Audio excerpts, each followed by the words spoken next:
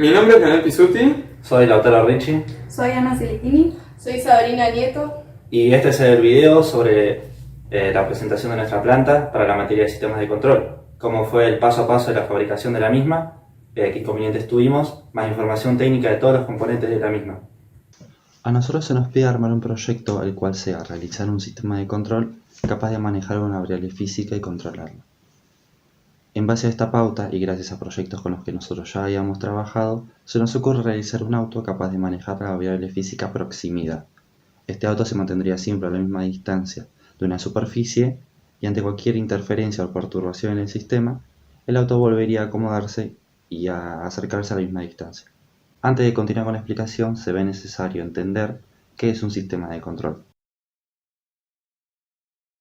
Un sistema de control automático es el conjunto de dispositivos que, trabajando en estrecha relación, procura que una variable física de interés se aproxime todo lo posible a un valor previamente fijado, y que ante variaciones del entorno del propio sistema tiende a compensar esas perturbaciones volviéndose por sí mismo al punto de equilibrio y reduciendo el error. Generalmente, para representar dicho sistema se utiliza una técnica conocida como diagrama de bloques, la cual permite dar una descripción general y funcional del sistema. Nuestro sistema es del tipo de lazo cerrado que tiene la característica de que la salida se retroalimenta a la entrada, de modo que se pueda comparar dicha señal con una señal de referencia previamente fijada, también llamada setpoint, y así el controlador pueda realizar los cálculos necesarios para llevar al sistema al punto de equilibrio mediante la reducción del error.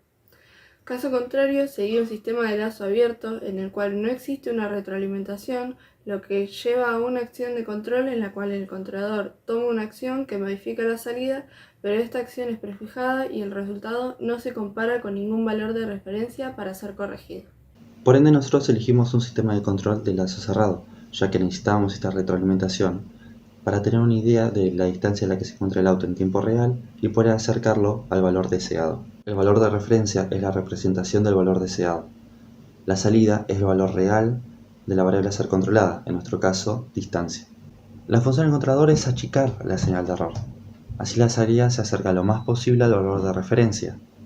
Para esto nosotros utilizamos un Arduino Mega e empleamos dos técnicas de controladores distintos, el PID y el ON-OFF. La señal de error está comprendida entre el valor de referencia y el valor real, dado por un sensor. En nuestro caso se trata de un sensor ultrasónico, el HCSR04. Este sensor trabaja mandando pulsos inaudibles al oído humano, ya que están en una frecuencia de 40 kHz, midiendo el tiempo en el que estos rebotan y vuelven al sensor. El rango de trabajo de este sensor es desde los 2 centímetros hasta los 4 metros, por lo que cualquier medida fuera de este rango resultaría errónea. La precisión de este sensor es de 3 milímetros, aunque nosotros preferimos trabajar con una precisión de 1 centímetro. Como dicen en el taller, se deberá enviar los pulsos cada 10 microsegundos, y el tiempo en el que tardan en volver deberá ser dividido por 58 para que las medidas nos den centímetros. Para que nuestra planta, es decir, el objeto físico a ser controlado, se mueva a la distancia que nosotros le digamos, vamos a estar haciendo uso de dos motores de corriente continua que comprenden el elemento final del sistema. Estos trabajan en un rango de tensión de 6 a 12 volts con una corriente máxima de hasta 340 mA, y esto lo sabemos ya que atravesamos por una experiencia de laboratorio haciendo uso de una fuente variable y perturbando los motores, simulando el peor de los casos, que es que estén totalmente quietos. El inconveniente es que nuestro controlador, el Arduino Mega, no suministra la corriente ni tensión necesarias para comandar estos motores, ya que un pin lógico de Arduino no suministra más de 40 mA. Por eso vamos a utilizar un circuito de potencia compuesto por dos puentes H dentro de un mismo integrado. Este sería el módulo L298N, que a su vez integra el actuador del sistema. Su función primordial es adaptar la señal electrónica del controlador en términos energéticos para comandar estos motores. El módulo L298N se compone por dos puentes H, cada puente H compuesto por 4 transistores, y este nos sirve para comandar el sentido de giro y la velocidad de dichos motores. El rango de tensión y corriente con el que trabaja este módulo va desde los 3 hasta los 35 volts y con una corriente máxima de hasta 2 A, por lo que nos sirve perfectamente. En nuestro caso estamos alimentando tanto el módulo como los motores con una tensión que no supera los 12 volts. Por ende utilizamos el módulo con el jumper activado, que lo que hace este jumper es activar un regulador de voltaje de 5 volts para alimentar la lógica del circuito, y el resto de tensión va hacia los motores. Y además utilizar este modo nos permite utilizar la salida de 5 volts del regulador para alimentar algún otro circuito, como en nuestro caso la placa de Arduino. El corazón de nuestro sistema lo comprende el controlador Arduino Mega, que es una versión mejorada del Arduino Uno. Este controlador nos ofrece la cantidad de pines necesarios para realizar las conexiones que necesitamos y cuenta con más pines PWM capaces de regular la velocidad de los motores. PWM es una técnica que se usa para transmitir señales analógicas cuya señal portadora será digital. En esta técnica se modifica el ciclo de trabajo de una señal periódica para controlar la cantidad de energía que se envía a una carga. El ciclo de trabajo de una señal periódica es el ancho de su parte positiva en relación con el período.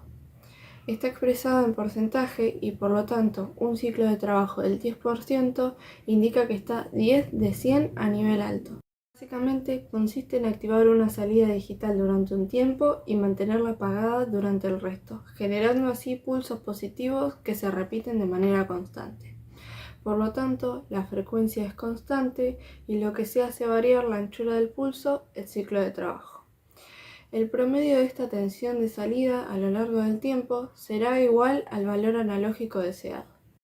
De qué se trata un sistema de control, cómo se compone y los recursos y técnicas necesarias que necesitamos para realizar su implementación, pasaremos a hablar del software de la planta para realizar dicho control. Al estar trabajando con Arduino, utilizamos un entorno de desarrollo del mismo, Arduino IDE.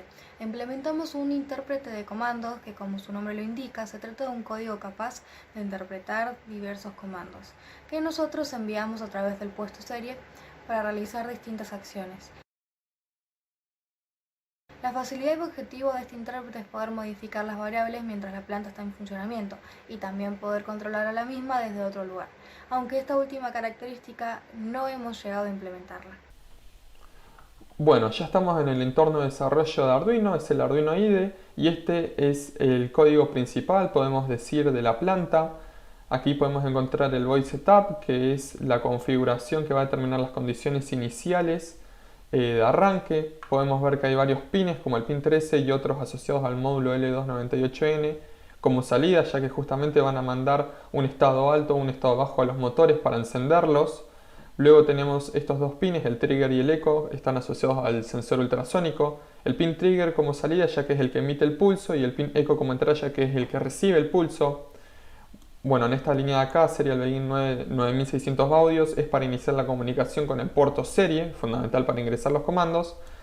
Y en esta línea de código lo que hacemos es apagar los motores al momento de arrancar la planta.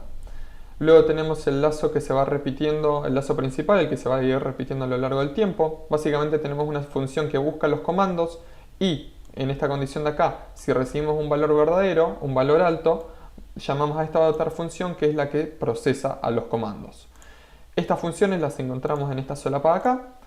Bueno, en esta solapa tenemos un par de variables definidas para los distintos tipos de datos que recibimos. Por ejemplo, una variable del tipo booleano, es decir, un 1, un 0, que justamente nos va a servir para mandar esta señal al lazo principal y determinar si se recibió un comando o no.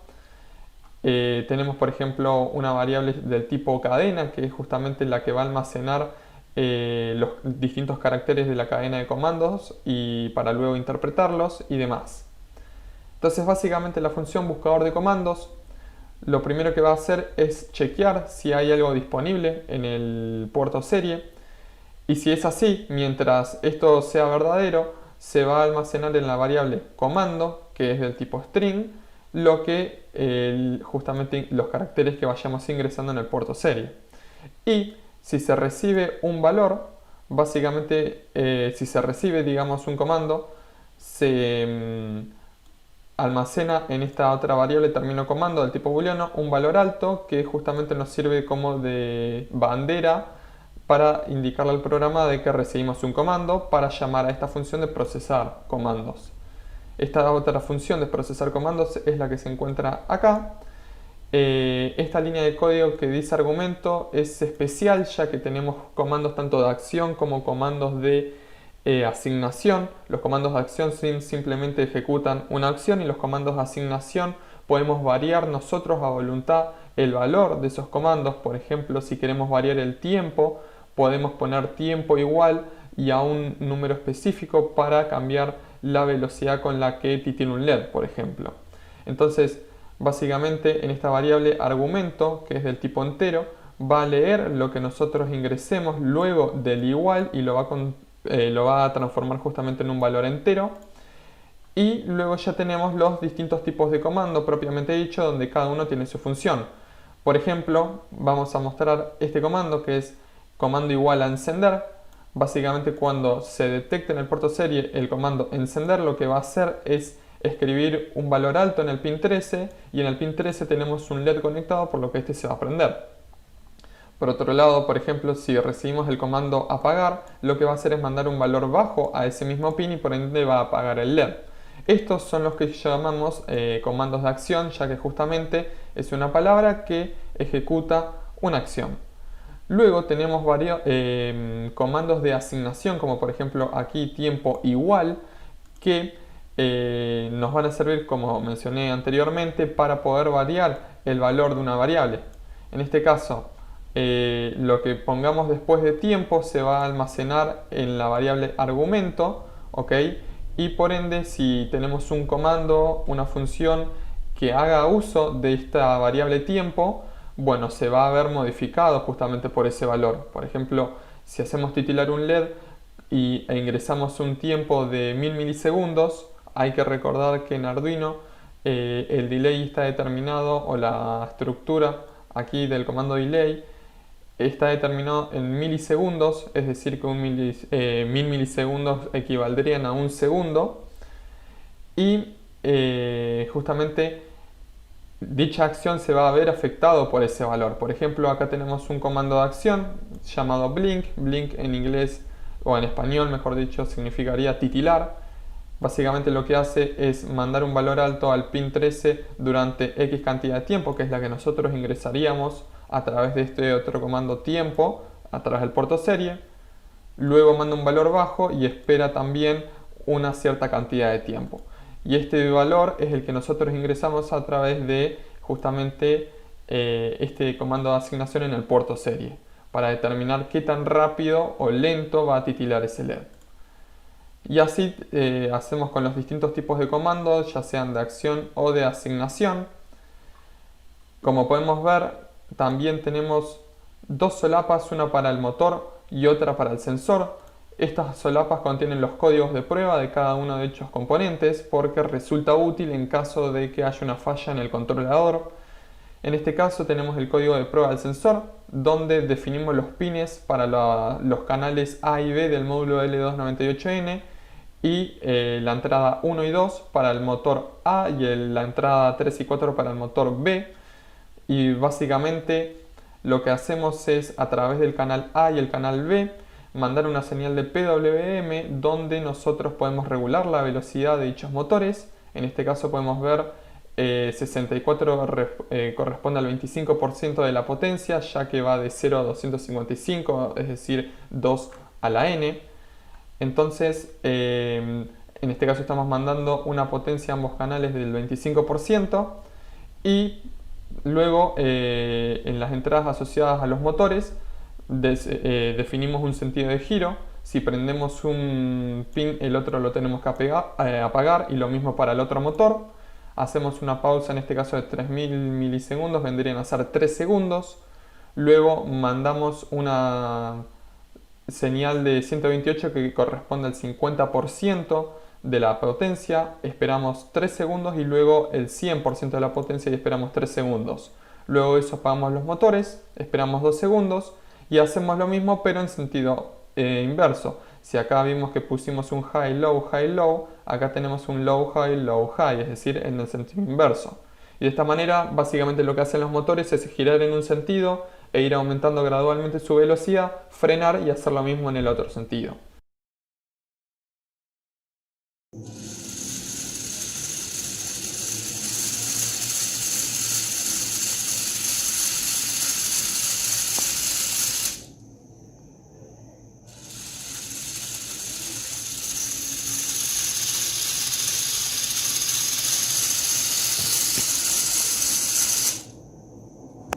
El otro comando es el del sensor, que es justamente para probar que esté midiendo bien, donde definimos sus pines, el trigger que envía el pulso, como dijimos, y el eco que es el que lo recibe.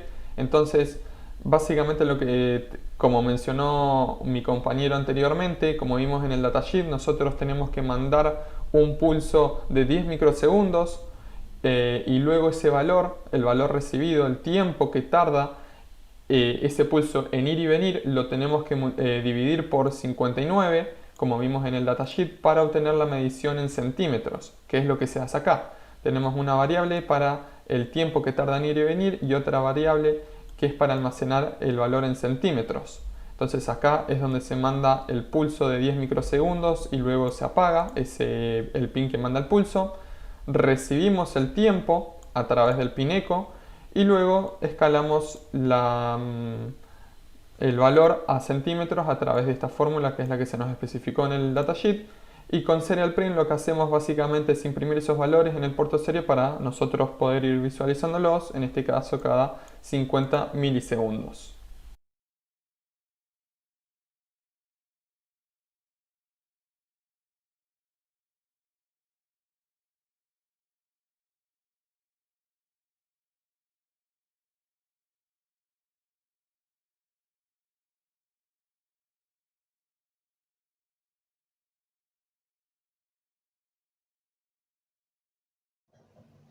La mayoría de los sistemas de control, tanto de grado industrial como domésticos, están basados en los mismos métodos y algoritmos, ya que estos tienen una sencillez de uso y un grado de precisión bastante óptimos. Para nuestro proyecto tuvimos que implementar un controlador on-off y un OPID. El tipo de on-off son todo o nada y son más sencillos de implementar. En ellos, la variable física a ser controlada se mide y se compara con un valor de referencia. Si el valor de la variable es mayor que la referencia, el actuador entra en corte, quitando el aporte de energía al elemento final, lo que hace disminuir el valor de la variable a lo largo del tiempo. Por el contrario, si la variable cae por debajo del valor de referencia, el actuador aplica toda la potencia, haciendo escalar el valor de la salida del sistema. Naturalmente se comprende que la variable de salida presentará un comportamiento oscilatorio alrededor del valor deseado de la salida. Si la amplitud de esta oscilación cae dentro de ciertos valores que nuestro diseño considera aceptables y si el hecho de la oscilación en sí misma no supone un comportamiento indeseable, se podrá implementar el controlador por este método. Luego, este es el código del controlador on-off del que acaban de hablar mis compañeros. Primero lo que tenemos que hacer es justamente obtener la información del sensor, que al igual que hicimos en esta solapa, mandamos un pulso de 10 microsegundos, luego escalamos ese tiempo a través de la fórmula y lo imprimimos en el puerto serie con el comando serial print para saber qué es lo que estamos midiendo. Y como se puede ver, además del valor de consigna, que es el set point o valor deseado, tenemos otra variable llamada delta, que la tenemos definida acá, que por defecto viene en 1, pero este valor lo podemos cambiar también a través del puerto serie. Básicamente este valor nos ayuda a definir el valor por encima y por debajo de nuestro valor deseado, ya que un controlador on-off, su concepto es que manda toda la potencia o corta toda la potencia, pero generalmente, pese a haber activado o desactivado, en este caso los motores, por ejemplo, que transforman la señal en movimiento para achicar o agrandar la distancia, pueden presentar cierta inercia y para evitar el uso frecuente de encendido y apagado de los motores, se utiliza este rango también conocido como brecha diferencial. Entonces, básicamente, podemos ver una condición en donde si el valor obtenido se encuentra justamente en ese rango de brecha diferencial entre el set point menos delta y set point más delta, en ese rango, básicamente se tendrían que apagar los motores porque nos situamos donde queremos. Luego, si el valor que estamos obteniendo del sensor nos indica que es mayor al umbral superior, entonces aplicamos toda la potencia a través de la señal de PWM en el canal A y B de los motores y justamente determinamos el sentido de giro correspondiente de los motores para, en este caso, la distancia al ser mayor nos tenemos que acercar Y luego, si la distancia está por debajo del umbral inferior, ¿ok? Mandamos toda la potencia nuevamente a través de la señal PWM, pero en este caso en el otro sentido para que justamente se acerque. Y luego aquí definimos un sistema de emergencia a través de una compuerta OR, donde si se cumple una de estas dos condiciones, los motores se apagan. Básicamente, si la distancia es mayor o igual a 100 o es menor o igual a 4, es decir, si está muy lejos o muy cerca, los motores se van a apagar por razones de seguridad. Y aparte, como vamos a ver más adelante, este sistema es indeseable para nuestra planta ya que genera oscilaciones que no son aceptables.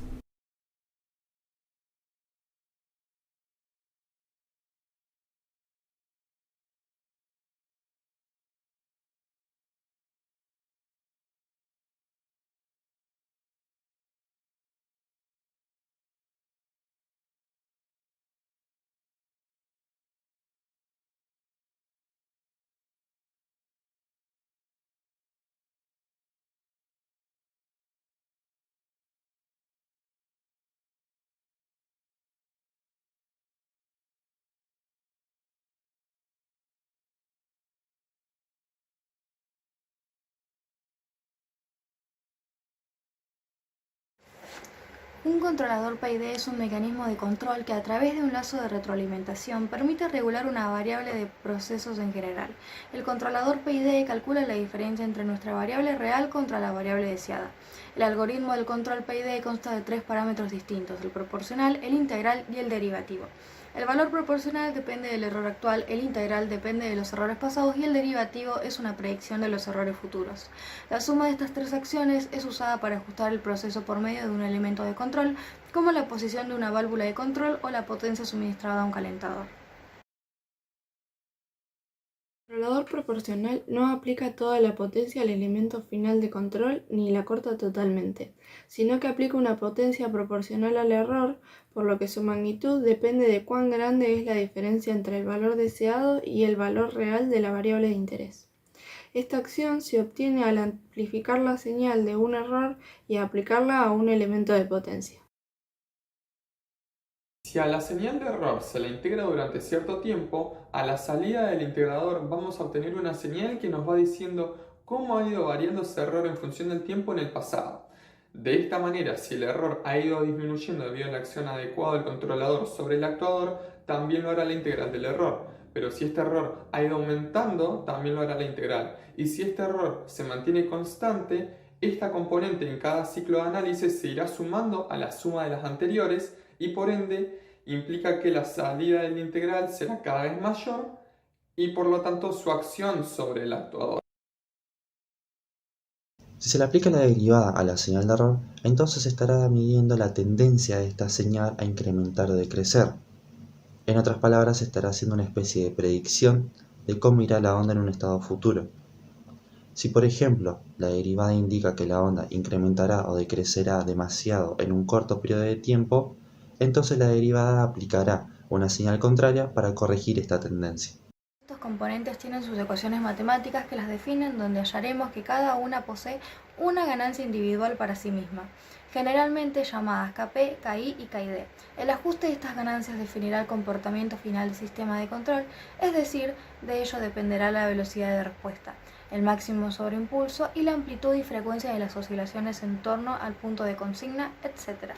Este es el código del controlador PID, en el que justamente aquí se ve que incluimos la librería del autor Brett, ya que nosotros no contamos con el conocimiento matemático para poder realizar las integrales derivadas, pero este autor Brett nos facilita el trabajo. Básicamente lo que tenemos que hacer es definir las entradas y salidas, así y el set point, que el set point en este caso, como ya lo definimos en este apartado de acá, no hace falta volver a definirlo.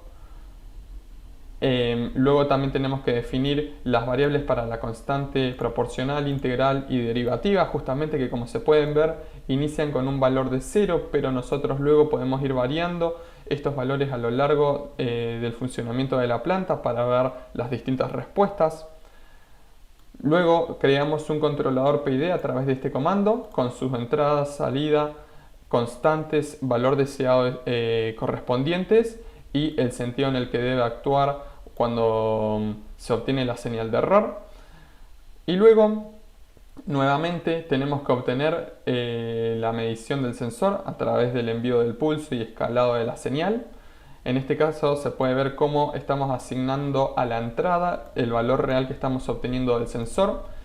Y acá set justamente es la variable que nos va a servir para nosotros ingresar nuestro valor deseado a través del puerto serie. En estas líneas de código acá podemos ver cómo imprimimos nuestro valor deseado, un valor de referencia para que no se nos vaya de escala en el serial plotter y el valor justamente real que estamos obteniendo del sensor. Luego con esta línea de código acá básicamente lo que hacemos es encender el PID.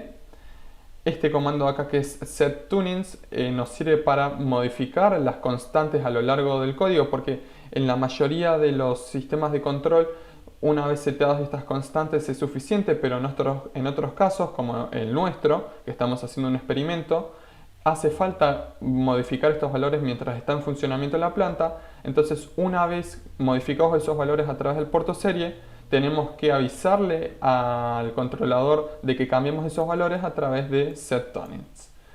Y luego tenemos este comando de acá que es mypdcompute, que básicamente contiene el algoritmo del PID y es el que calcula la salida. Y una vez que calculamos la salida, aplicamos dicha salida al canal A y B, que justamente va a determinar, es una salida que va a determinar usando la técnica de PWM a qué velocidad debería acercarse el autito o alejarse, y justamente definimos un sentido de giro para cuando la distancia es menor que nuestro valor de consigna, o el otro sentido de giro para cuando la distancia es mayor que nuestro valor de consigna.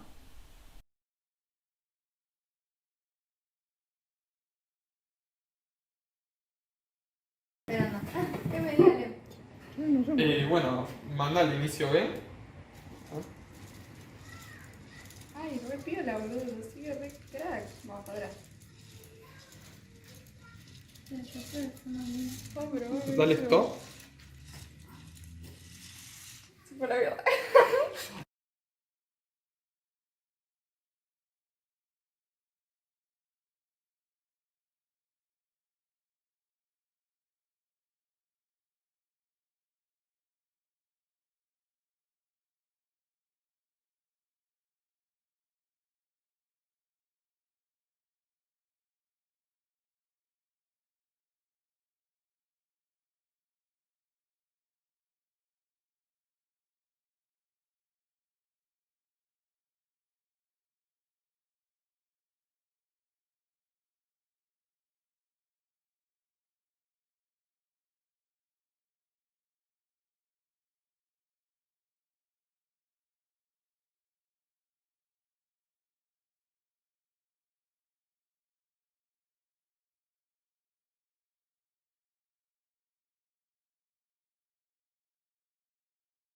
La realidad de un sistema de control es su propiedad más importante, tanto así que no se puede hablar de un sistema de control si éste no es estable.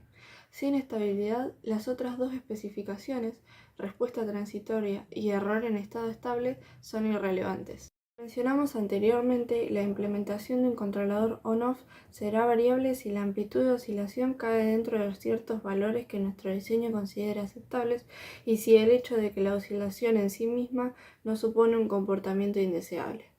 En nuestro caso, se puede ver la gran oscilación e inestabilidad que la planta presenta con este tipo de controlador, por lo que este tipo de estrategia de control no nos serviría.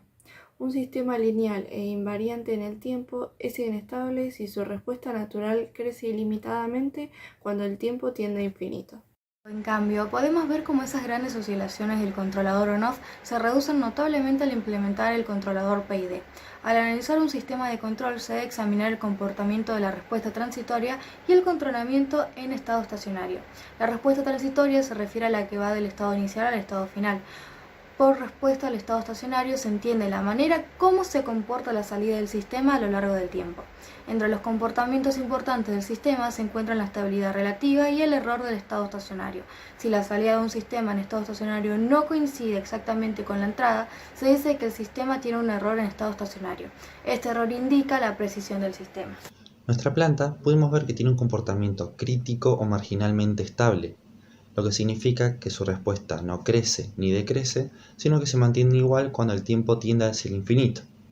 Este es un punto intermedio entre la estabilidad e inestabilidad, lo que nosotros consideramos un comportamiento aceptable para nuestro proyecto. Aunque avanzamos bastante en la realización de este proyecto, se nos presentaron algunos inconvenientes como la dirección del auto, ya que tiene movimientos erróneos, y una posible mejora en el controlador PID para que avance de forma correcta en ambos sentidos. El trabajo realizado da pie a seguir avanzando y mejorando en el proyecto final.